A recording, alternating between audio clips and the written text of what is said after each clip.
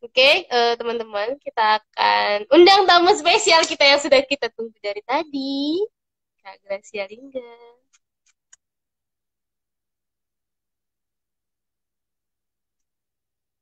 Um,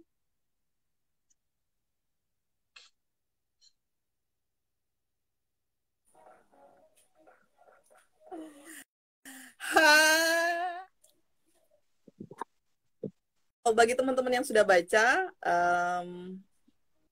buku ini kayak ini loh, kayak pesan khusus yang sedang ngomong ke diri sendiri. Isinya dari awal sampai akhir tuh kayak dosen lagi ngasih revisian ke mahasiswanya. Itu kayak, iya Kak, dari awal aku baca buku ini, sebelumnya aku kurang suka membaca buku soal self development, soal pengembangan diri, soal yang kayak kayak gitu, kurang suka. Tapi kayaknya buku ini yang baru buku pertama yang bukan buku rohani pertama ya, tapi buku self development pertama yang membuat aku kayak benar-benar harus fokus dan benar-benar tidak melewati kata demi kata, kalimat demi kalimat dalam buku yang ditulis oleh Gary. Begitulah menakjubkannya buku The Emotional Healthy Woman. Bagaimana pemasarannya? Udah lumayan kan? sudah, Kak, sudah. Jadi buat teman-teman sebelum aku berbagi banyak hal juga yang kemarin bab satu bab dua udah disampaikan sama Kak Nur sama Cici, silahkan menghubungi adminnya PMK untuk membeli buku The Emotional Healthy Woman. Oke, dan di bab ketiga buku ini sebenarnya mengajar selain dia bersifat ngomong secara personal kayak kayak sedang mengingat bukan kayak sih buku ini mengingatkan secara personal untuk uh, Grace cek lagi ini, Grace cek lagi itu, Grace cek ini, Grace stop di sini, Grace berhenti di sini, Grace berhenti di situ gitu. Dia kayak bukan menggurui, tapi dia kayak alarm gitu, kayak oh iya ya gitu. Jadi setiap paragraf, setiap kalimat paragraf yang ku baca itu kayak sedang mengingatkan lagi. Udah udah bener nggak? Atau selama ini kamu ngapain? Selama ini kamu berjuang banget nggak untuk menjadi baik dan menyenangkan untuk orang lain gitu. Selama ini kenapa kamu harus terlihat oke, uh, terlihat bahagia gitu. Kenapa kamu harus selalu terlihat ceria di depan orang-orang gitu. Jadi bukan sebelum juga sih, sebelum membaca buku ini tuh banyak dari kita, terutama misalnya aku sendiri itu berjuang banget untuk memang tampil oke bukan secara fisik dan fashion ya, tapi uh, ceria gitu. Bawaannya tuh harus kayak ceria banget. Jadi kalau mau ketemu orang atau mau ketemu teman, kita harus benar-benar yang semangat, yang happy gitu, yang yang tidak melukai orang lain deh. Kadang raut muka kita tuh kan bisa juga melukai orang lain kan. Jadi walaupun kita sedang sedih, sedang terluka, itu kayak pura-pura aja bahagia biar orang lain nggak terluka gitu. Tapi buku ini misalnya di bab 3 dia kan bicara soal berhenti berjuang mati-matian untuk hal yang salah. Itu kayak apa ya? Uh,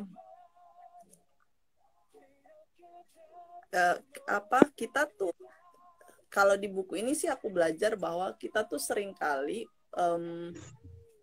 belajar atau ingin tahu sesuatu hal bukan karena kita suka atau bukan karena kita pengen dan mau, tapi karena orang lain suka atau karena ada tekanan dan tuntutan dari orang lain. Atau biar standarnya sama, kita belajar hal yang sama. Padahal menurutku untuk membuat standar yang sama, kita boleh memiliki kesukaan yang berbeda gitu. Jadi misalnya kalau Ayu suka nulis, ya ya udah fokus aja di nulis gitu, belajar nulis, belajar membuat konten yang bagus, belajar aja di situ gitu. Bukan berarti biar terlihat sama dengan guru matematika, kita harus belajar matematika kan untuk tampil oke gitu. Jadi kita seringkali mengabaikan hal-hal yang sebenarnya kita punya, yang kita senangi untuk menyenangkan orang lain gitu. Jadi kayak misalnya kalau contoh-contoh simpelnya aja nih, kalau lagi PDKT, kalau lagi deket sama orang, kita tahu misalnya ada calon atau pasangan ya calon gebetan kita menyukai A misalnya, menyukai apa ya Calon kira-kira, gebetan menyukai ya, Kak? gebetan ya guys. Jadi untuk mengarah ke menggebet dan memacari itu kita harus membuat daftar daftar calon-calonnya dulu. Krik-krik banget ya. Jadi dia ini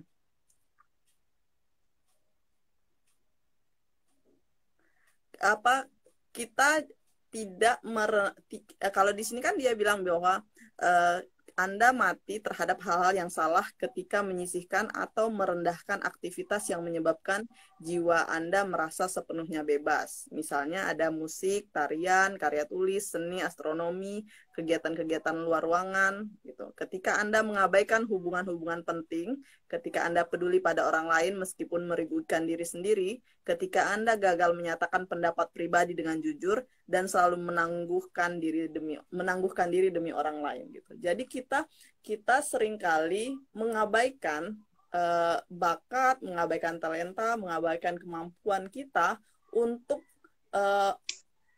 biar sama orang lain. Sama kayak yang misalnya tadi, bahwa ketika pasangan atau calon gebetan tadi suka musik, terus kitanya suka nulis misalnya, kita boleh belajar musik, tapi bukan berarti kita mengabaikan bakat kita di nulis untuk tampil sama dengan pasangan kita yang suka musik. Kita boleh belajar musik, tapi kita bukan jadi mengabaikan hal-hal yang justru menyenangkan kita itu untuk menyenangkan orang lain. Kita kan senangnya di musik, kita kan senangnya di nulis kan. Terus misalnya pasangan kita senangnya di musik.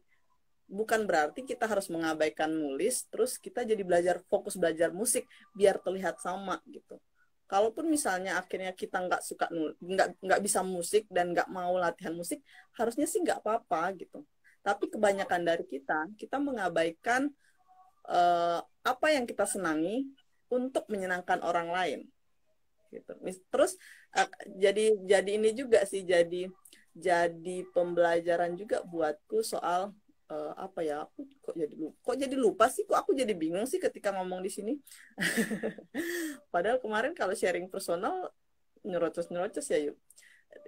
Kita misalnya yang kayak tadi, bahwa kita seringkali biar pasangan kita nggak marah, atau bukan, biar pasangan kita senang, ya kan, biar pasangan kita senang atau biar teman kita senang, ayolah kita jadi ikut latihan musik, walaupun misalnya latihan nyanyi, walaupun dengan suara yang cempreng-cempreng, nggak apa-apa malu, yang penting teman kita senang diajak karaokean, teman kita senang ketika dia karaokean gitu. Jadi kita memaksimalkan diri yang bukan karakter kita untuk menyenangkan orang lain. Nah, di bab 3 ini tuh mengingatkan kita untuk justru coba cek apa yang menjadi kemampuanmu. Coba cek apa yang menjadi kemampuan teman-temanmu. Apakah kemampuanmu dan kemampuan temanmu atau kemampuan pasanganmu itu sama, atau standarnya aja yang sama tapi memang berbeda. Kalau berbeda ya udah gitu, nggak usah sok matching, nggak usah sok cocokologi gitu. Ternyata kita berjodoh ya, selera musik kita sama gitu, padahal kita nggak suka sebenarnya. Misalnya ada orang yang suka lagu-lagu apa ya udah, anak-anak senja kopi lah ya, senja kopi girl. Sebenarnya kita nggak suka, kita malah misalnya kita sukanya dangdut misalnya kan, tapi demi untuk matching kita ya udah kita searching aja lagu-lagu indie indie banget gitu untuk terlihat sama. Tapi pertanyaannya apakah kita menikmati lagu itu? Kan enggak gitu. Nah, ketika kita mengabaikan kita mengabaikan apa yang kita sukai itu kita justru kalau di buku ini tuh mencatat bahwa kita tuh kayak sudah mati gitu. Itu kayak perumpamaan yang ini lebay banget sih, tapi ternyata iya bahwa ketika apa yang kita senangi tidak mampu kita aktualisasikan, kita justru mengaktualisasikan kesenangan-kesenangan orang lain biar dia bahagia, terus kita nggak apa-apa. Yang penting abang dan adik bahagia, yang penting abang bahagia, adik nggak apa-apa. Wah, Gitu. aku nggak bisa gitu kak, aku nggak bisa. Harusnya sih nggak bisa gitu kan. Maksudnya ya maunya sih kita sama-sama bahagia kan gitu. Tapi di sini tuh kayak kalau Gary dan si Gary kan manggil si Peter Pete ya. Dia kayak berjuang mati-matian dari awal mereka pacaran sampai berapa tahun pernikahan mereka itu tuh dia kayak otomatis gitu mengikuti apa yang diinginkan suaminya gitu. Tapi menurutku di sini tuh bukan dia mengikuti apa yang diinginkan suaminya. Dia justru si Gary di sini tuh dia nggak tahu sebenarnya apa yang menjadi kesenangannya dia gitu. Apa yang menjadi keinginannya dia, apa yang menjadi apa yang menjadi kesukaannya dia gitu. Pas dia punya pasangan yang misalnya suka A B C D sementara dia suka E F G tapi dia nggak bisa menerjemahkan kesukaannya dia, makanya mereka jadi si Gary jadi ngikutin kesukaannya si Peter gitu. Sementara ketika kalau dia sudah mengetahui misalnya sebelumnya mengetahui apa yang dia suka, apa yang dia mau, apa yang dia inginkan, sebenarnya nggak akan terjadi konflik gitu.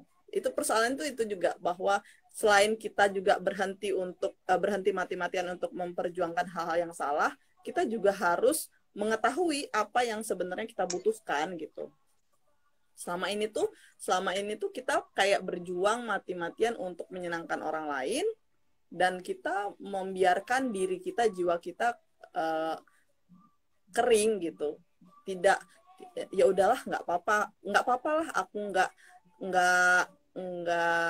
olah apa ya, kalau yang suka piknik misalnya nggak apa-apa lah aku misalnya kita suka ke laut, pasangan kita suka ke hutan misalnya, ya udahlah nggak apa-apa lah aku nggak pantai dulu gitu, ya aku ke hutan aja gitu.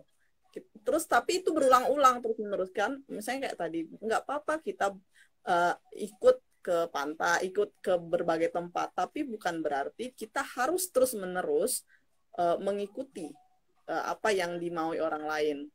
Terus pelajaran juga bahwa kita juga harus tahu apa yang kita inginkan gitu. Selama ini tuh orang terlalu asik untuk menyenangkan orang lain. Jadi di buku The Emotionally Healthy Woman tuh ngajarin bahwa bukan berarti kamu harus bersenang-senang sendiri, tapi kamu harus belajar untuk mengenal dirimu, mengenal kesukaan-kesukaanmu, mengenali apa yang kamu suka dan tidak suka, dan belajar untuk mengungkapkannya. Gitu. Oke kak, waktu kita kurang dari 10 menit lagi. Kita mau selesai dulu, baru lanjut. Misalnya kayak kita buka baru nggak, sesi baru gitu. Boleh. Atau kita selesaiin dulu ya kak ya? Di sini 1 jam dulu ya. Ya, oke, kita akan. Oh, berarti ini ya, aku nangkepnya tadi sih kak, itu kan mirip dengan menjadikan kebutuhan orang lain di atas kebutuhan kita kan. Posisinya itu mirip dengan kebutuhan orang lain kita tempatkan di atas posisi kebutuhan kita. Gitu. Jadi kebutuhan orang lain dulu, baru kebutuhan kita kayak gitu. Nah tapi kan kak, kita ini kan sebagai khususnya orang Kristen kayak gitu, kan sering bahkan ada ininya juga ya, dahulukanlah orang lain, gitu. Baru setidaknya sesama itu saling melayani kayak gitu. Nah tapi kayak itu kan kasusnya gitu. Kita disuruh untuk rendah hati menganggap menganggap orang lain tuh lebih utama dari diri sendiri kayak gitu. Nah, gimana kalau kasusnya udah pada tahap kayak kita nggak nggak memiliki apa ya kedamaian bahkan untuk orang lain di menempatkan kebutuhan orang lain sebelum kebutuhan kita kayak gitu. Itu kan ujungnya menurutku sih akhirnya bisa buat jadi stres, terus kita capek sendiri kayak gitu. Okay. Apakah kita harus untuk ini Kak? Misalnya nggak usah peduliin orang lain, kita dulu gitu atau gimana? Bukan ketika kita mengenali diri kita. Kalau di buku The Emotional Healthy Woman ini justru ketika kita mengenali diri kita, ketika kita tahu betul apa yang kita mau, kita justru lebih terbuka terhadap orang lain gitu. Dan kita lebih dan kita tuh lebih ketika kita melakukan hal yang sadar, misalnya kayak tadi bahwa ketika aku tahu apa yang aku suka, apa yang aku mau, aku melakukannya dengan senang hati dan berbahagia. Nah, ketika kita sudah sampai di sana, justru buku ini tuh ngajarin bahwa kita lebih apa ya istilahnya, aku lupa.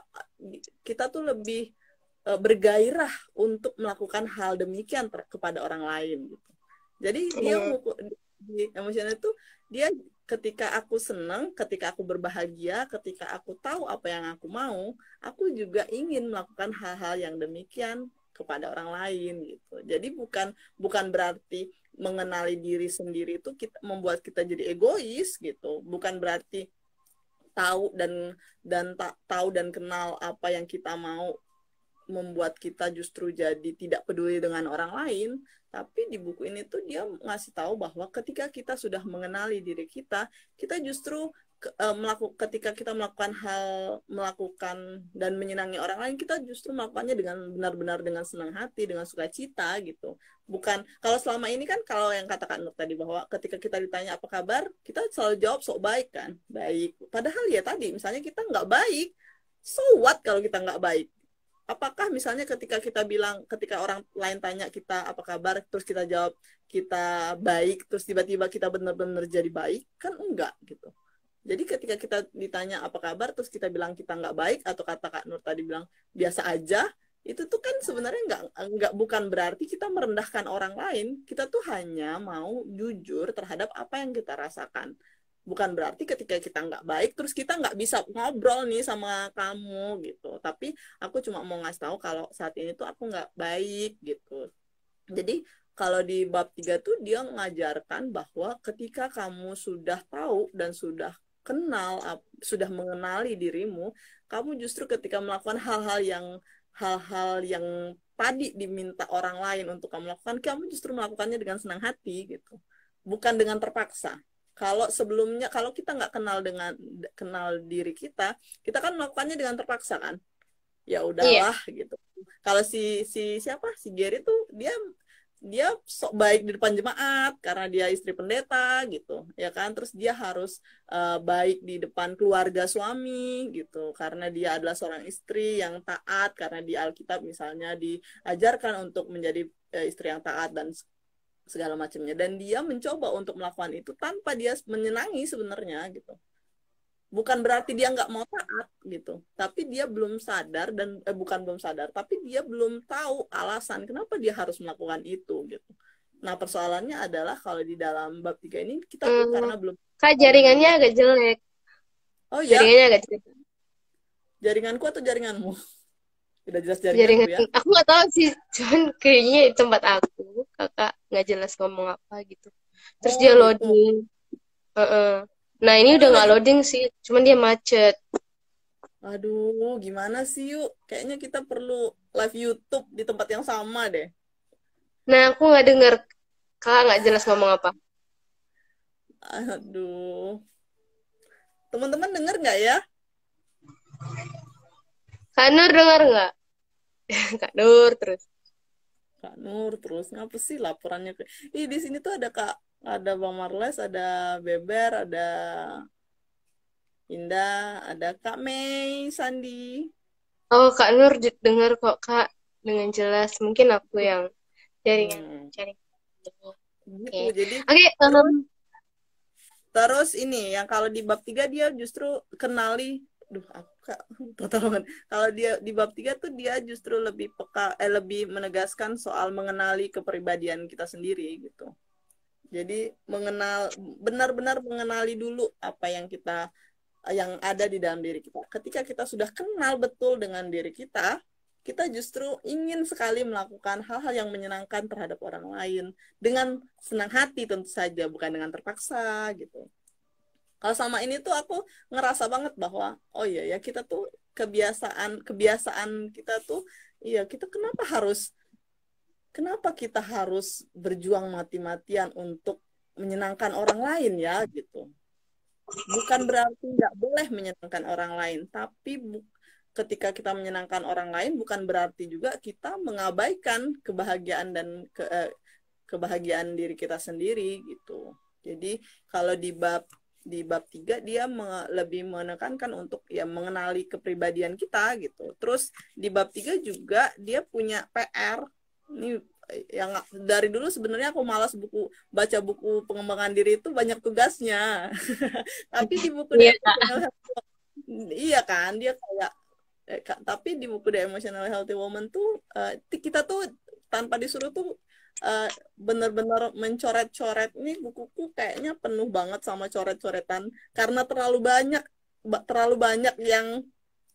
yang ini kali ya, yang terlalu banyak yang kayak tadi mengingatkan. Bagusan gini atau begini?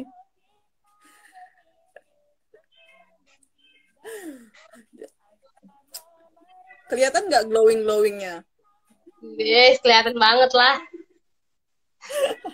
Oke, teman-teman, terima kasih ya sudah bergabung lagi di Woman Talk bersama Ayu. Kayak tadi bahwa kenapa aku nggak suka buku self development tuh karena banyak PR-nya, ya kan?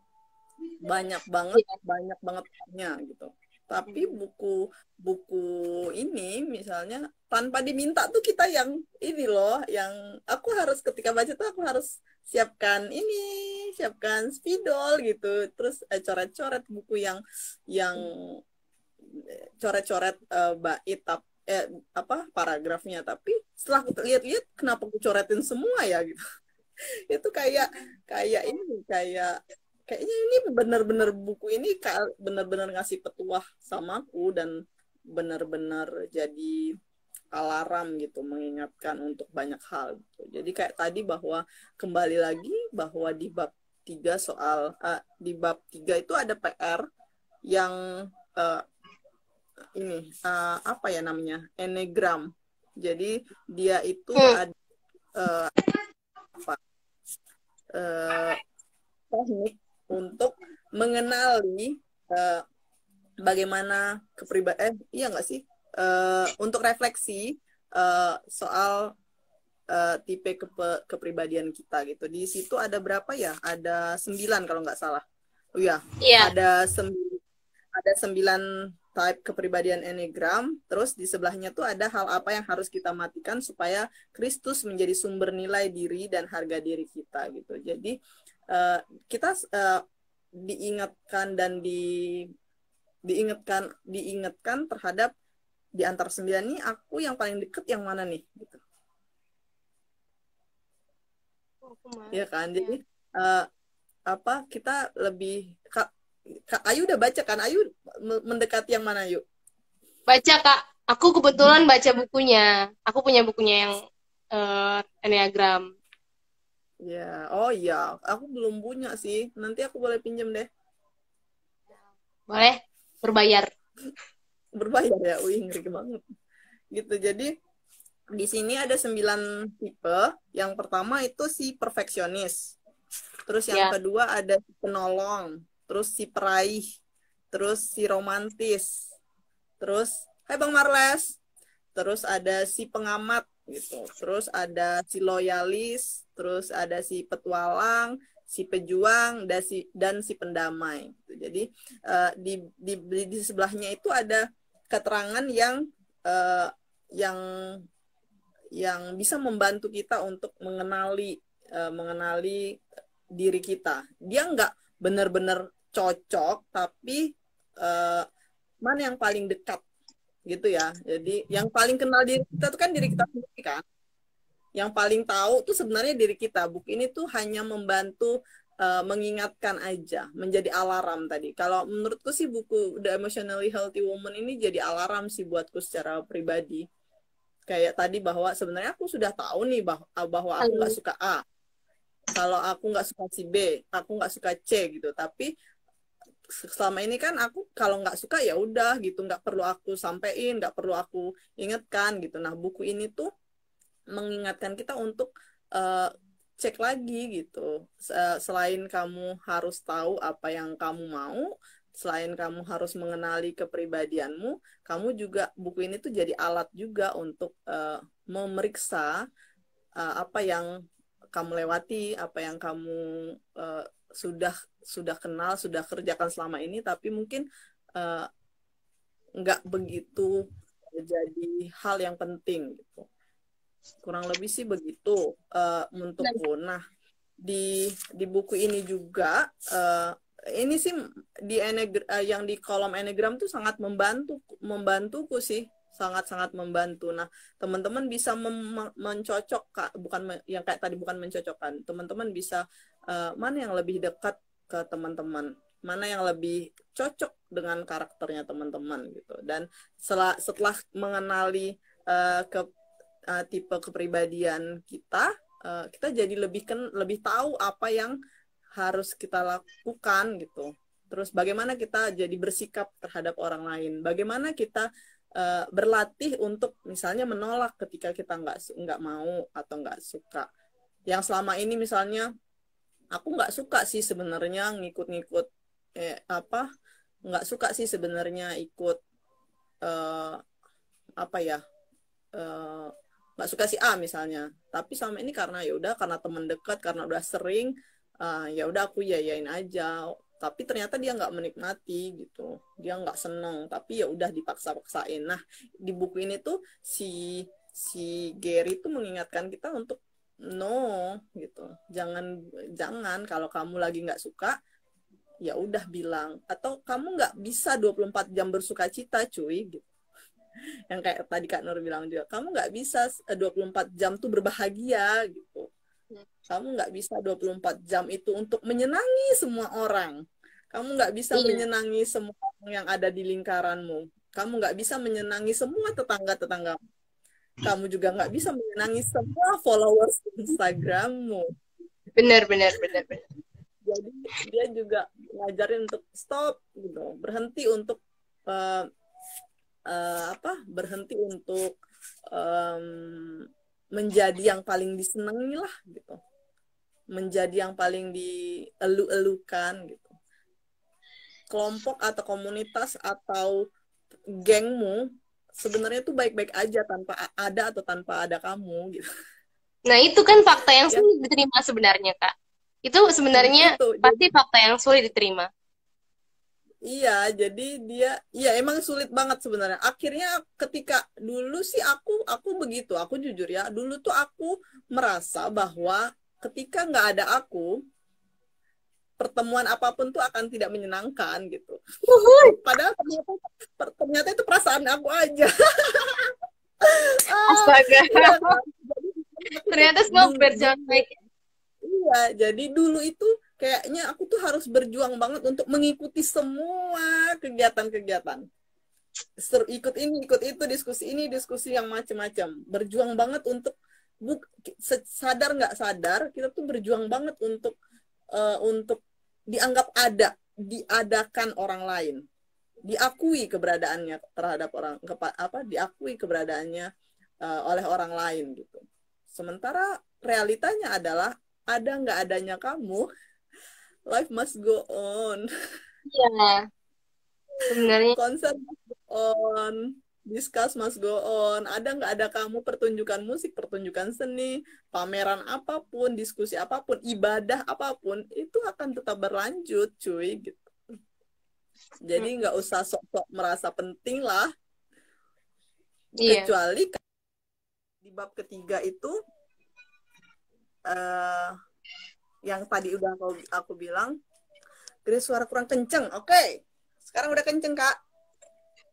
Jangan sampai mengganggu Eh, tetangga ya, Kak. iya nih, soalnya deket banget lagi sama tetangga. Terus ini apa buku di bab ketiga tuh si Gary tuh menjelaskan soal orang Kristen yang baik dan penuh kasih, yang kayak tadi bahwa apakah kita bisa berbahagia dan bersuka cita selama 24 jam? Hmm. Ternyata kan nggak bisa gitu.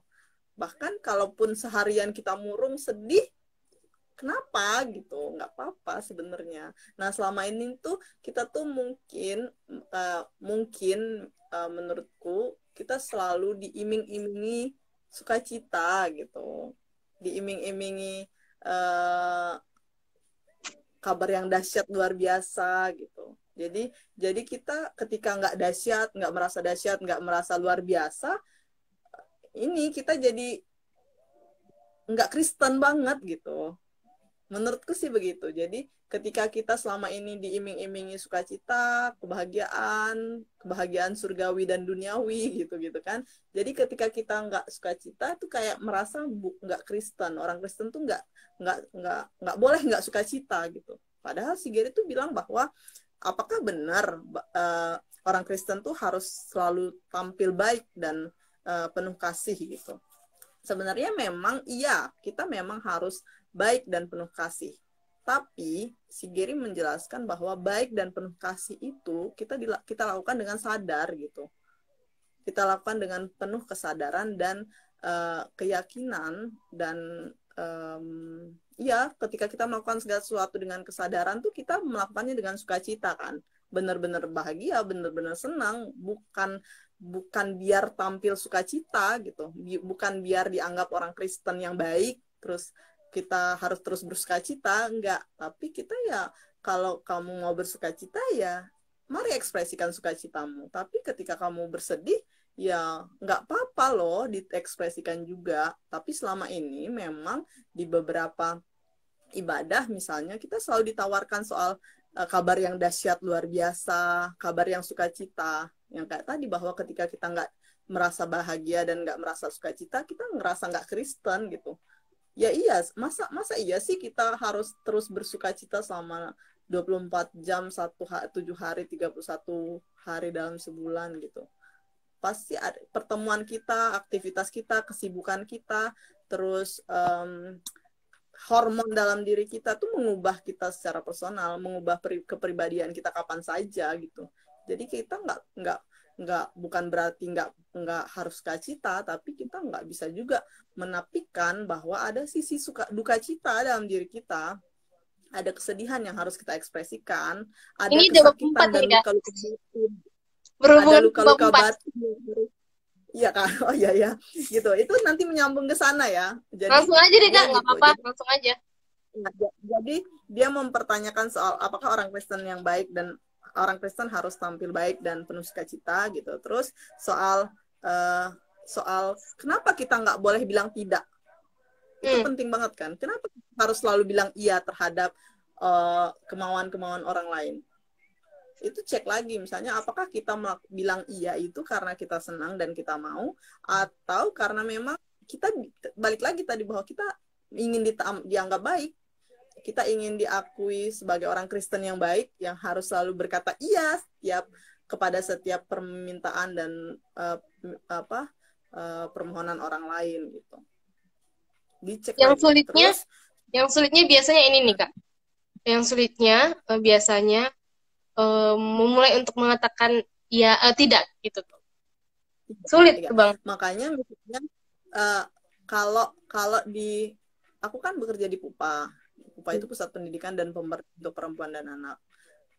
Salah satu intimidasi bagi relasi kuasa terhadap relasi kuasa itu karena kita nggak mampu bilang tidak, baik terhadap atasan, baik terhadap guru, baik terhadap orang tua, baik terhadap teman yang lebih tua, lebih kaya. Terus kita tuh selalu kayak diwajibkan bilang iya gitu. Padahal kita sendiri bilang mungkin berkata enggak, kita nggak mau, tapi ya udah gitu kita lakukan. Nah di bab ini tuh kita tuh juga harus belajar untuk bilang tidak kalau kita benar-benar nggak mau dan nggak siap gitu.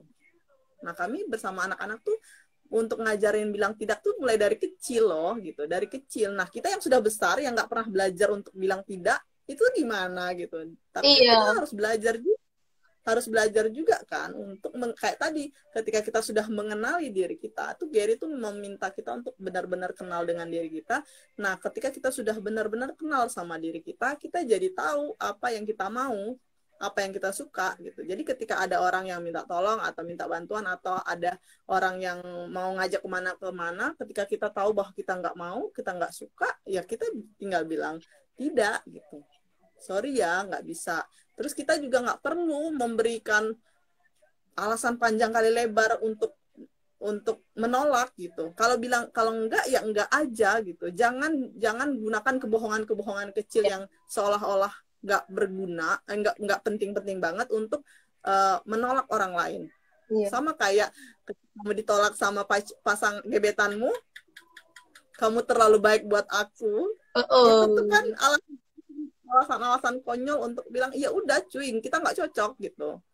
Dan kamu harus berlatih untuk bilang ya kalau nggak cocok, kalau nggak satu prinsip misalnya, satu visi misalnya kalau dalam Kristen, kenapa kita harus lanjut? Udah batas itu aja. Kamu nggak perlu harus aku nggak suka cowok, kamu terlalu baik buat aku. Terus meme yang semalam nih aku baca, kamu terlalu baik buat aku. Terus sayang semalam aku baru nyolong duit tetangga, aku mau cowok yang baik-baik. Gitu tuh kan. Jadi kita tuh cuma cari-cari alasan aja untuk bilang tidak sebenarnya. Ketika kita tahu kita tahu yang tadi sih aku harus berulang-ulang bilang, ketika kita mengenali diri kita tahu apa yang kita mau, kita pasti fasih untuk mengucapkan tidak terhadap apapun yang orang lain mau. Bukan menolak semua ya, tapi ketika kita merasa nggak pas, kita nggak mau, kita nggak cocok, kita bisa berani untuk bilang tidak. Terus soal mereka memiliki kalender sosial yang aktif, ini penting banget nih. Kita tuh gini, kalau kata Gary, saya keliru berpikir bahwa saya adalah seorang Kristen yang baik jika saya menghadiri banyak sekali undangan. Oh, jelas. Ya, kayak tadi aku bilang bahwa apakah kita harus berada di semua kegiatan untuk dianggap baik gitu? Ternyata kita mengikuti undangan kegiatan itu bukan hanya kita ingin dianggap baik, tapi kita ingin diakui orang lain kan keberadaannya gitu. Apakah acara, undangan dan segala macam itu akan tetap berlangsung ketika tanpa kamu? Ya berlangsung cuy gitu. Iya. Ya nggak sih? Ya dia tetap berlangsung. Jadi kamu nggak usah sok-sok spesial gitulah. Terus mereka mengurus banyak hal tanpa mengeluh gitu.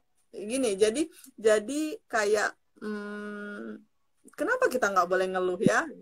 Nah selama ini tuh Gary tidak, kalau dalam buku ini tuh Gary tuh kayak seolah-olah dia menikmati semua pekerjaan panggilan suaminya yang seorang pendeta gitu. Dan dia sebagai istri pendeta tuh ya harus menikmati segala sesuatu itu gitu. Padahal ya kita kan ada rasa jenuh, rasa lelah, rasa capek gitu.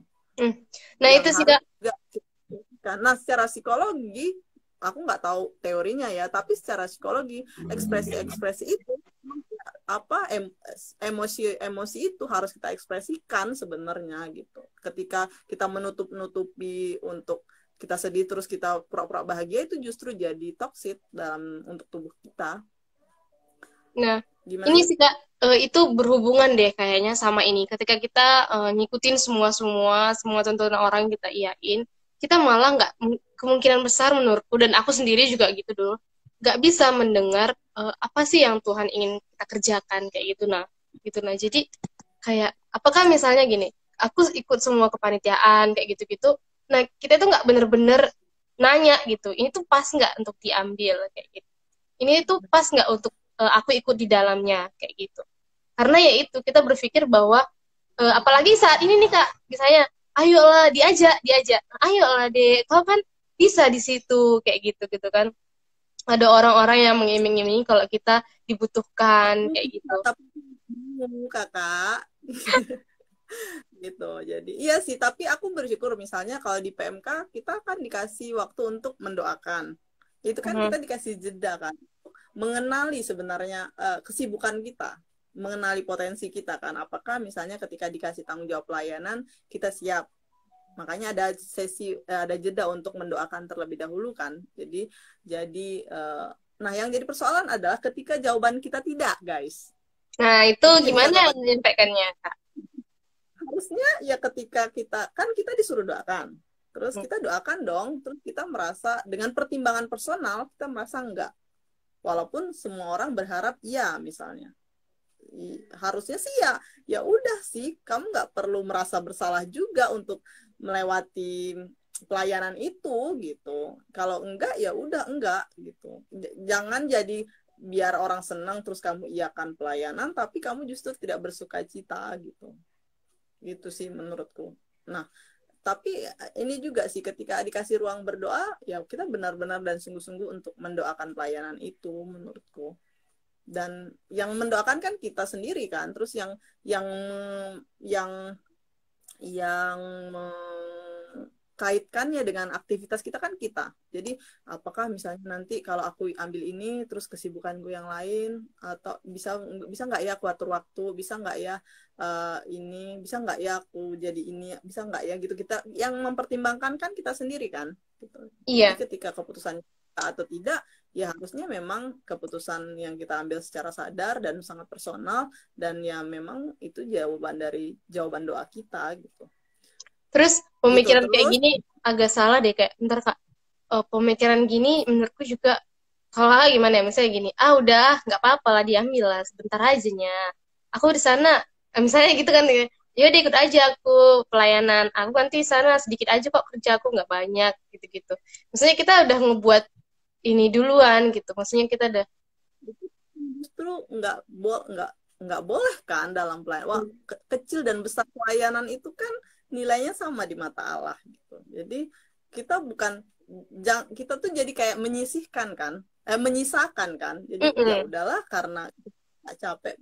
Padahal mau kamu jadi mau kita jadi tukang kolekte pun itu bagian dari pelayanan gitu yang benar-benar memang sungguh-sungguh melakukannya gitu.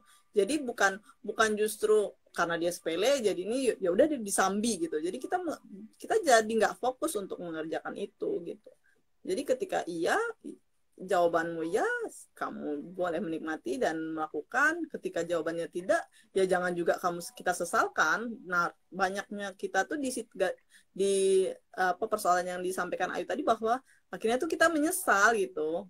Nanti kalau aku bilang tidak, terus aku nggak dikasih kesempatan lagi, atau nanti aku jadi nggak dilibatkan gitu-gitu. Padahal nggak juga, di PMK kan nggak begitu gitu. Ketika kamu nggak, ya nggak. Terus nanti kan akan ada banyak kesempatan pelayanan yang mungkin pas sama kita dan pas sama kegiatan dan aktivitas kita gitu.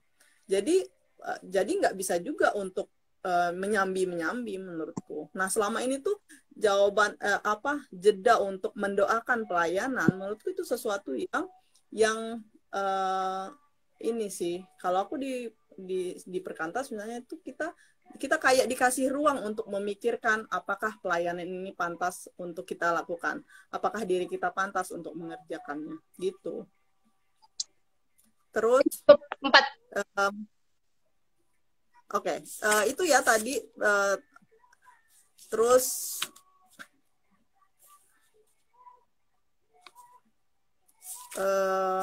iya deh, yang aku pikir cukup yang di bab 3. Yang tadi yang paling penting adalah di dalam bab ini kita diajak untuk mengenali diri kita secara personal dan juga mengekspresikan emosi-emosi kita, emosi bahagia, emosi sedih, emosi berduka, bahkan emosi menderita. Gimana sih emosi menderita gitu. Jadi kita diajak untuk mengekspresikan itu dan cek lagi apakah yang kayak tadi itu pertanyaan personal banget sih menurutku, apakah kita harus berbahagia dan bersuka cita selama 24 jam. Ternyata jawabannya ya enggak gitu. Oke. Oke teman-teman, kalau ada yang mau tanyakan, silakan langsung tulis di kolom komentar aja ya. Insya Allah Ya. akan dijawab. bener nggak bener, teman-teman bisa cek di The Emotionally Healthy Woman ya. Kebenaran hanyalah milik Allah semata. Lanjut bab 4 Kak, berhenti menyangkal kemarahan, kesedihan, dan ketakutan. Berhenti menyangkali kemarahan, kesedihan, dan ketakutan. Seperti yang tadi udah kita bahas juga di bab sebelumnya, ya kayak tadi, kenapa kita harus, itu pertanyaan redik banget sih menurutku, bahwa iya ya, kenapa aku harus bahagia terus ya? Kenapa aku harus selalu merasa bersuka cita gitu? Kenapa aku harus selalu merasa bahagia? Kenapa aku nggak boleh menampilkan kesedihanku terhadap kepada orang lain? Bahkan kenapa aku nggak boleh bersedih ketika aku beribadah? Gitu. Aku dulu itu jadi bahan refleksiku secara pribadi banget sih, soal apakah ketika aku habis patah hati, bersedih, terus aku nggak boleh ibadah? Atau apakah ketika aku habis patah hati, terus aku ibadah, terus aku nggak bersuka cita, terus aku jadi nggak menerima berkat misalnya, gitu-gitu. Itu jadi pertanyaan yang akhirnya aku jawab dengan ya nggak apa-apa kalau kamu sedang bersedih, toh Tuhan tuh akan, justru menurutku aku akan lebih jujur ketika aku sedang bersedih, terus aku beranikan diri untuk datang PB misalnya. Karena ini Ada sih Kak, orang yang sering gini dibilang, tanggalkanlah kesalahanmu. Kan gitu kan Kak, tanggalkanlah masalahmu. Kayak gitu-gitu. Jadi kalau udah masuk ke ruang ibadah, tuh harus happy gitu-gitu kan Kak. Padahal sebenarnya ya karena kita butuh penghiburan makanya kita datang. iya gitu. Kalau aku udah bahagia ya aku pergi ke mall dong. Iya, benar-benar. Asli, maksudnya Benar-benar. aku udah bahagia, tapi bukan juga memanfaatkan ibadah sebagai ruang-ruang untuk bersuka cita, untuk jadi kayak jawaban. Nanti kalau kayak ini loh, kita tuh kayak kebiasaan dijamin gitu loh. Kebiasaan dijamin bahwa habis ibadah kita akan mendapatkan sukacita, kebahagiaan, dan melepaskan semua penderitaan. No, kan ibadah itu kan kebutuhan personal kan. Waktu kita dengan Allah dengan kondisi apapun menurutku. Jadi bukan setelah ibadah nanti tiba-tiba revisianku selesai, kan enggak. Iya enggak sih gitu. Jadi tapi sama ini tuh kayak dibiasakan untuk kayak ada jaminan gitu loh. Oke. Jaminan dalam artian ini ya, jaminan yang langsung gitu. Ketika aku datang ibadah, aku bersuka cita. Ketika aku ini gini, padahal ya kayak tadi, bahwa ketika aku bersedih, ketika aku terluka, ya, dan aku memberanikan datang ke ibadah, itu berat sekali loh. Iya kan? Banyak orang yang ketika patah hati ya milih di kamar kan? Iya. Nggak salah juga, karena dia juga mungkin nggak bisa ngontrol ketika di keramaian. Mungkin pas ibadah tiba-tiba nanti dia nangis, ya kan? Terus kita bingung, dan dia juga nggak cerita misalnya. Tapi ketika aku beranikan diri untuk ibadah, itu berarti aku mau pertemuanku dengan teman-teman tuh akan mempengaruhi kondisi psikisku, itu benar gitu, akan mempengaruhi perspektifku. Terus firman yang aku dengarkan saat ibadah mungkin jadi menolong aku untuk mengingatkan aku terhadap sesuatu hal. Itu benar gitu. Tapi ketika kita berharap bahwa ketika kita patah hati terus kita ikut ibadah terus tiba-tiba kita jadi bersuka cita, ya nggak juga gitu. Orang kalau semuanya begitu, ya orang patah hati lah tinggal ke gereja aja. Ke gereja semua aja gitu. Terus berharap penderitaan dan duka cita kita lepas. Harusnya sih nggak begitu gitu.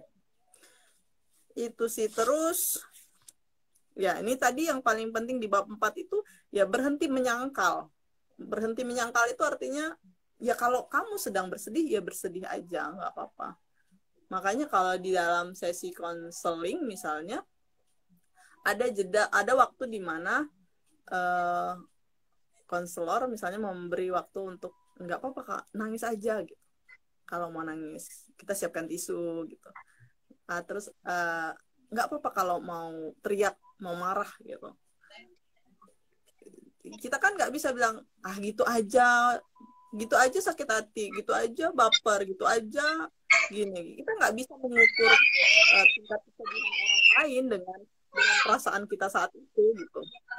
Saat itu mungkin kita sedang berbahagia, terus ada teman kita yang patah hati gitu. Kita nggak bisa mengukur perasaan dia dengan perasaan kita kan, yang sedang bersuka cita. Gitu. Makanya kita harus membangun juga rasa empati kita terhadap orang lain gitu, ikut merasakan apa yang dirasakan orang lain gitu. Dan di sini tuh Gary tuh mau mengajak kita untuk kenal secara pribadi, secara emosi kita, terus belajar juga untuk mengekspresikannya gitu.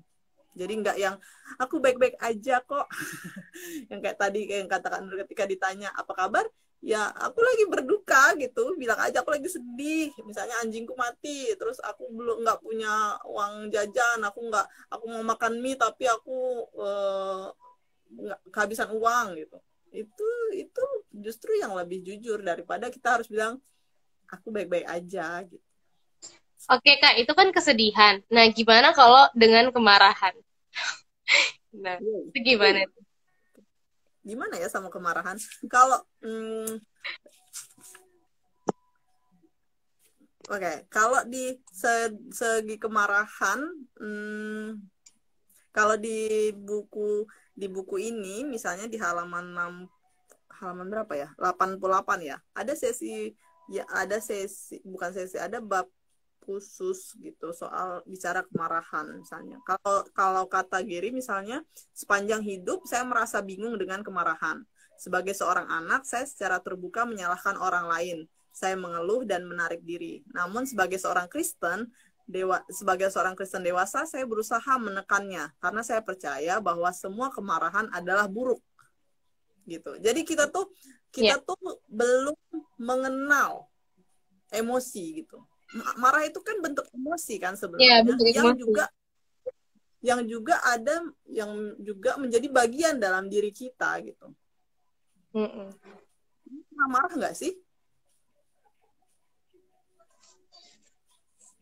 Suara Kak hilang tadi. Sorry dong Kak. Ya, aku misalnya kayak kalau kata si Gary kan, saya berusaha menekan kemarahan karena saya percaya bahwa semua kemarahan adalah buruk. Misalnya pertanyaannya, Tuhan Yesus pernah marah? Pernah. Pernah loh gitu. Tuhan Yesus yang maha sempurna, yang maha suci, yang maha agung, itu aja pernah marah, apalagi awak yang bukan siapa-siapa. Benar. Jadi kita tuh kayak aku sih justru kalau kasarnya aku nggak bisa bilang itu juga sih, tapi bahasanya ya gini, kita tuh terlalu manipulasi banget menurutku soal iming-iming tadi, bahwa kita sebagai seorang Kristen harus berbahagia, bersuka cita, nggak boleh marah, harus lemah lembut karena Allah penuh lemah lembut. Itu Kak, harus nggak boleh marah.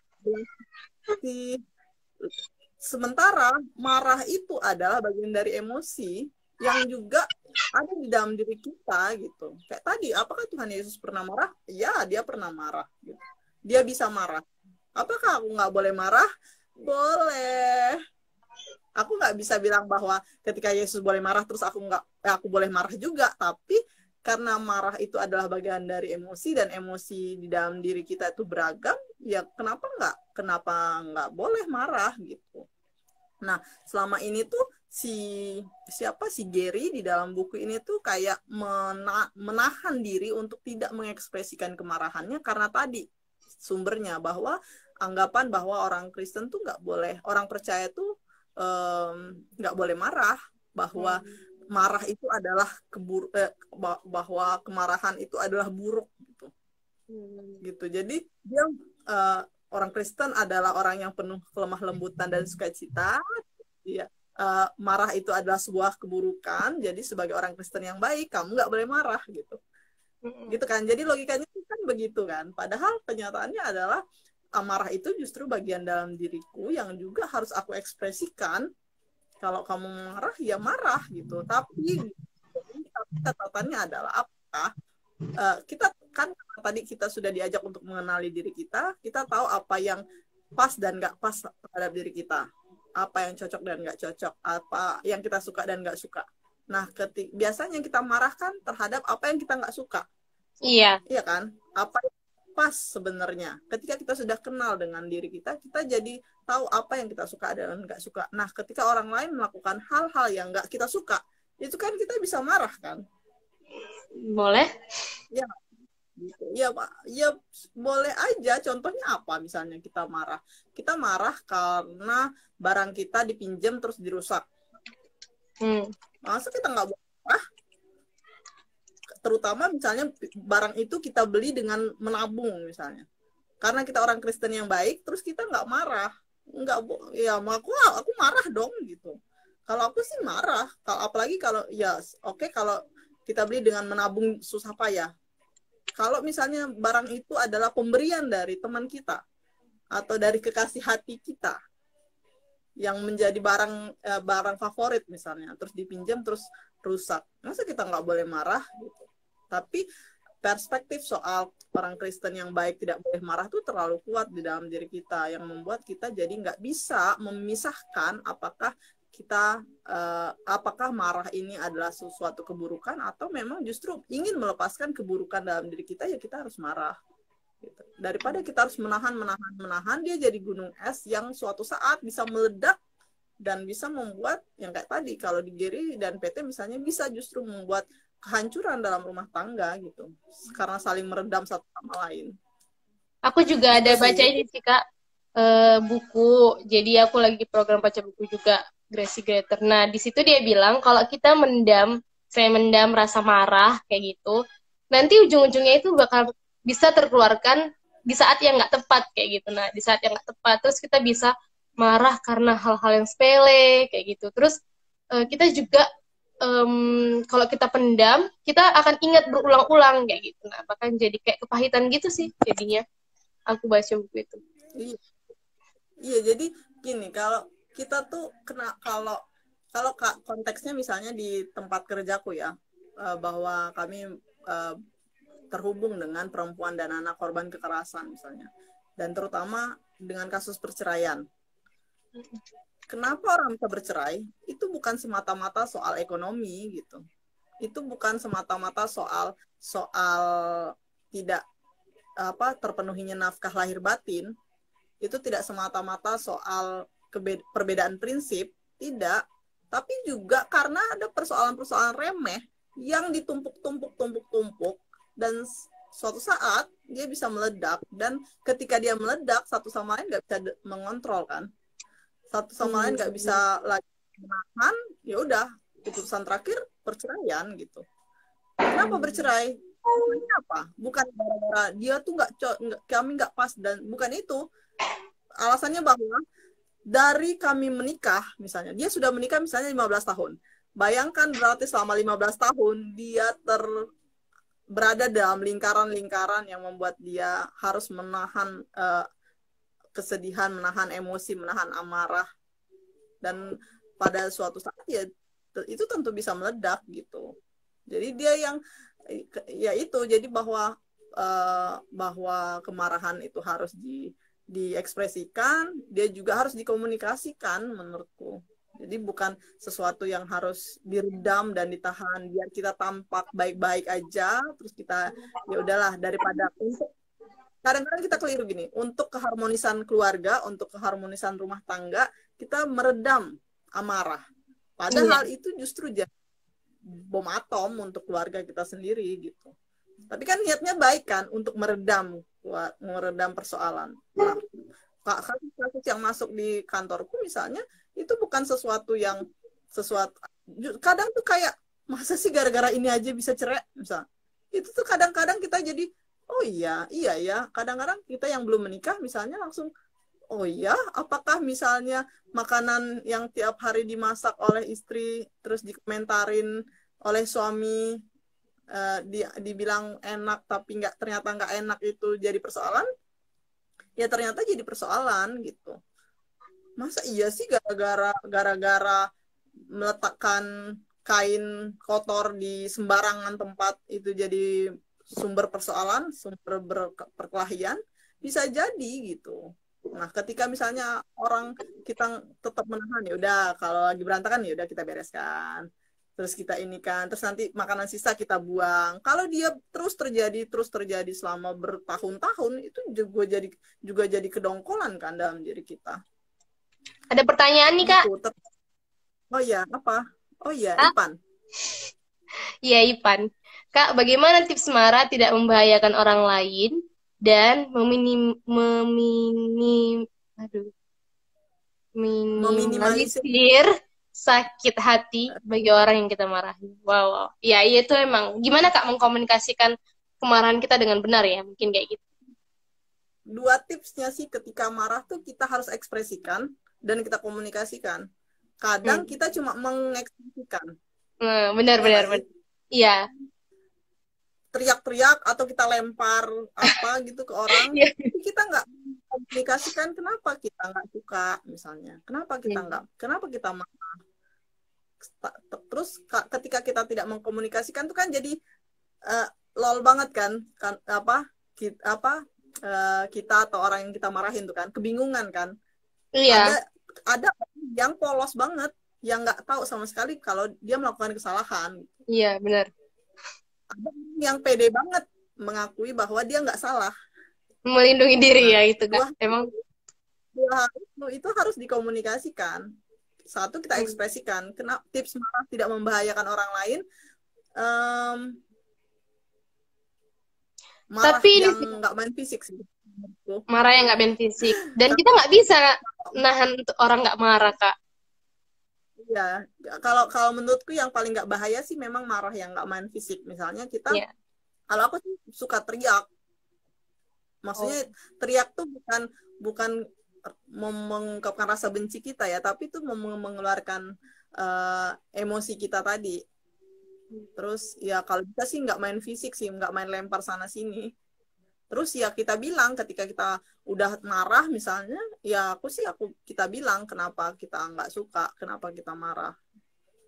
Gitu sih, De Ivan. Misalnya, dan meminimalisir sakit hati bagi orang yang kita marahi. Ya nggak Nggak apa-apa bisa. kalau dia punya kalau menurutku sih nggak apa-apa dia sakit hati. Ya, aku Tapi juga. kamu harus kasih tahu, kita harus komunikasikan kenapa kita nggak suka. Nanti ketika kita komunikasikan, terus kalau dia adalah teman yang baik atau pasangan yang baik, dia akan mengerti kenapa kita marah gitu. Tapi kalau dia bukan teman yang baik atau bukan pasangan yang baik, ya dia akan sakit hati sih. Oke, Kak, 10 menit kurang. Waktu kita tinggal 10 menit kurang. Teman-teman, iya, udah mau 1 jam. Udah mau 1 jam. Jadi teman-teman, kayak yang dibilang di Instagram PMK, hari ini ada giveaway. Dan kriteria giveaway-nya, aku nggak tahu Kak, jadi ngasih giveaway lagi nggak? Kalau dari PMK jadi? Boleh sih. Yang tadi terserah, bukan cowok cewek aja sih, walaupun misalnya giveaway-nya kosmetik cewek, bisa jadi yang dapatnya nanti Ivan terus dia kasih sama gebetannya. Hihi. Thank you. Okay. Makasih Kak. Mungkin sebelum giveaway ada closing statement-nya Kak? Wow, langsung closing statement ya yuk. Apa ya? Dari bab 3 dan bab 4 bab 3 dan bab 4 ini aku juga mengajak sih teman-teman untuk lebih peka terhadap diri teman-teman gitu, terhadap kondisi fisik dan psikis kita, lebih tahu apakah kita mampu atau tidak mampu, terus lebih berani untuk bilang ya dan tidak atas kesadaran dan keputusan yang diambil dengan sepenuh hati gitu. Jadi bukan ketika melakukan sesuatu atau memutuskan segala sesuatu bukan atas intervensi orang lain, tapi atas kesadaran kita secara penuh. Dan ya belajarlah untuk kenal, belajar juga untuk mengontrol, belajar juga untuk mendengarkan panggilan Allah dalam hidup kita. Yeay. Ini khusus pembelajaran untuk teman-teman S3 yang peduli terhadap orang lain. Yang kerjaannya selalu bikin orang lain. Nah, inilah siaran ini sangat bermanfaat pastinya. Hai. Oke, terima kasih ya Kak Grace untuk waktu, untuk kuotanya dan juga kesempatannya. Boleh membagikan bab 3 dan bab 4 buku Healthy Woman. Untuk sih teman-teman, berhubung stoknya masih ada di PMK, silakan teman-teman membeli. Dari covernya aja udah lucu banget, bunga matahari, kayak ada harapan hidup gitu di dalamnya. langsung bisa ya Kakak ambil. Bisa. Silakan membeli, menghubungi Ayu dan Kak. Ya.